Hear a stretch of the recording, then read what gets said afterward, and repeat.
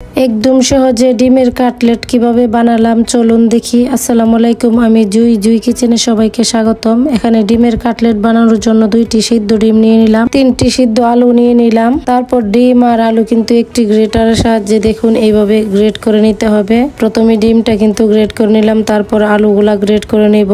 একদম সহজে ঘরে থাকা উপকরণ দিয়েই কিন্তু ডিমের কাটলেট তৈরি করতে পারবেন। তারপরে এখানে একটি প্যানে কিন্তু 2 চামচের মতো রান্নার তেল দিয়ে দিলাম। এখানে হাফ চামচ আস্ত জিরা দিয়ে দিলাম। তারপর হাফ কাপ পেঁয়াজ কুচি দিয়ে দিলাম। এখানে 2 চামচের মতো কাঁচামরিচ কুচি দিয়ে দিলাম, দিয়ে হালকা ভেজে নিতে হবে। তারপর পেঁয়াজ ভাজা হয়ে গেলে এখানে হাফ চামচ রসুন বাটা, হাফ চামচ আদা বাটা দিয়ে কিন্তু আবারও ভেজে নিলাম। তারপরে এখানে আমি পরিমাণ মতো লবণ দিয়ে দিলাম, 1 চামচের মতো মরিচের গুঁড়া দিয়ে দিলাম। তারপর হাফ চামচ জিরা গুঁড়া দিয়ে দিলাম, হাফ চামচ চাট মশলা দিয়ে দিলাম।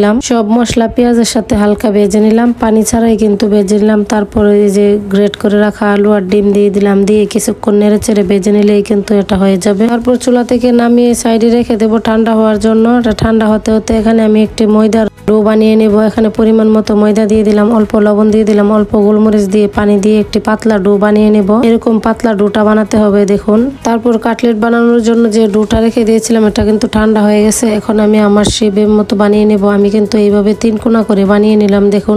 আপনারা চাইলে কিন্তু গোল করে বা 4 কোনা করেও বানিয়ে নিতে পারেন। আমার কাছে এরকমটা ভালো লাগলো, তাই কিন্তু আমি এরকম ভাবে বানিয়ে নিলাম। এইভাবে কিন্তু সবগুলা কাটলেট বানিয়ে নিলাম। তারপর সবগুলা কাটলেট বানানো হয়ে গেলে যে ময়দার ডোটা রেখে দিয়েছিলাম এটাতে কিন্তু চুবিয়ে বেডগ্রামে গড়িয়ে নিলেই কিন্তু আমার কাটলেটগুলো তৈরি করা হয়ে যাবে। এটা কিন্তু আমি ডাবল কোট করে নিলাম। এইভাবে ডাবল কোট করে নিলে কিন্তু এটা মোটা হবে, দেখতেও ভালো লাগবে, খেতেও ভালো লাগবে। তারপর দেখুন এইভাবে সবগুলা কিন্তু ডাবল কোট করে রেখে দিলাম। এখানে আমি ভাজার জন্য আগে থেকে তেল গরম করে নিলাম। গরম তেলে কিন্তু এইভাবে কাটলেটগুলা দিয়ে দিলাম, দিয়ে উল্টে পাল্টে সুন্দর একটি কালার চলে আসলে নামিয়ে ফেলবো।